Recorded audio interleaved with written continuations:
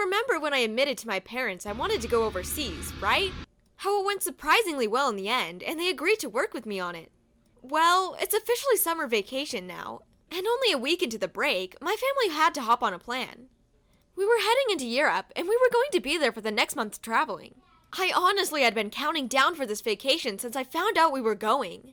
I couldn't wait to look around new cities, hear new languages, and soak in a whole new culture. In total, we had 4 countries we were traveling to, and each week, we were going to a different one. It was very difficult to narrow down my choices when my parents agreed to go overseas college surfing. But when I finally did, I was bouncing off the walls for the rest of the school year. Now, I'm kind of regretting all of my life choices. Here I am, in Paris, France, a dead cell phone, nowhere familiar, and surrounded by a language I don't understand in the slightest. The best part? I have absolutely no idea where my family is. Perfect, isn't it?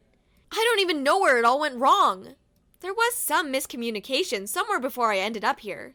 I could have sworn we all agreed to go down to the fountain a couple streets down, but it seemed my parents didn't hear me when I suggested that. I'm pretty sure they're at some bakery I couldn't find, mostly because I couldn't remember the name. And even if I did remember the name, I wouldn't have been able to GPS it. I sighed very heavily. This is what I got for not bringing a portable charger with me before we left the hotel. I stared at the crowds of people who were going up and down the streets, all seeming to have some place to be in a very short period of time. I was just standing, totally dumbfounded and lost, looking at everyone in front of me. A couple of people were giving me confused looks of pity, and some looked straight judgmental. I'm sorry, random French lady. I have no idea where I am. I heard someone clear their throat from behind me, and I turned around to see a stranger. She looked very nice, and she had these very pretty green eyes and pretty blonde hair. Do you need help? She asked. Her accent was strong. I felt relief flood my system. Whoa, you speak English. I can't seem to find my family. My phone is dead, and I'm just lost. She giggled a little bit, and I felt a little bit at ease. Well, do you know where your family might be? She asked. They mentioned something about a bakery, but that's all I can remember. The woman frowned. You might have a very difficult time finding them if that's all you're going off of. There are many bakeries along this part of Paris. I lowered my head, slightly defeated. Then I saw her jump a little. When I looked up, she had this gigantic smile on her face. You know what? I believe I have a phone charger you could borrow. I smiled big and thanked her profusely. But when she pulled it out, I was once again feeling totally defeated. Well, what's the matter? She said, staring between me and the charger. My phone is different than yours. It won't fit that charger, I explained. Her mouth made an O shape. Looking around for something, she quickly grabbed my hand. Come with me. I take you to someone who can help. We weaved together through the crowd of people and came across something that looked pretty familiar. An electronics store. We came in, and it was pretty quiet inside. Everything was either white or some pastel color that was faint enough to be mistaken for it. And in the middle of the store was one lone worker who looked bored out of his mind.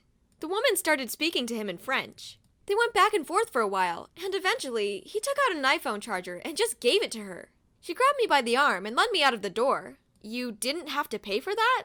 No, he's a good friend. He also owes me a favor. But we should get out before anyone notices. Once we were back outside, we were back to weaving our way through the crowds of people. We eventually came up on a coffee shop where she plugged in the charger. Here for your phone. I happily plugged it in and watched the little charger icon appear on the screen. While I waited for it to turn on, the woman and I exchanged a little bit of talk. I found out her name was Alice, and she was actually a university student.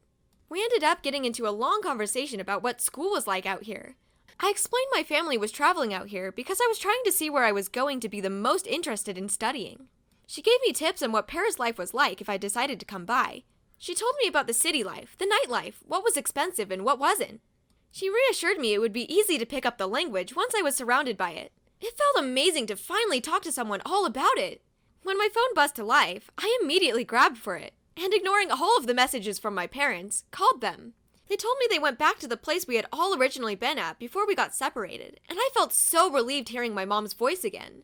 Once I got off the phone, I quickly explained everything to Alice. She offered to walk me back to the street, which I was very thankful for, and on the way there, she insisted I look more into colleges in Paris. She even gave me her number so I could contact her. I was so surprised by the gesture, I hugged her.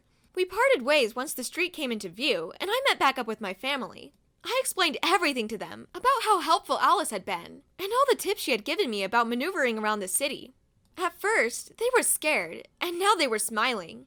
"This might just be the place for you then, Skylar," my dad said. I started looking around. Somewhere deep down, I felt like I just knew he was right. The rest of the vacation moved along with ease. All of it was beyond fun, and I loved every place I visited. But I realized the whole time, there was just something about Paris that I couldn't quite shake. By the time we got home, I made my decision. My parents and I sat down and started looking at French universities, and different English courses I could take, and all the different living arrangements, and so on. I even texted Alice, telling her to be prepared, because I was coming soon. That was initially the scariest day of my life. I had no one around me familiar, I didn't know the language, and I was just totally lost. But I'm glad I got to figure out a little more about myself, and find a new friend on top of finding my family that day.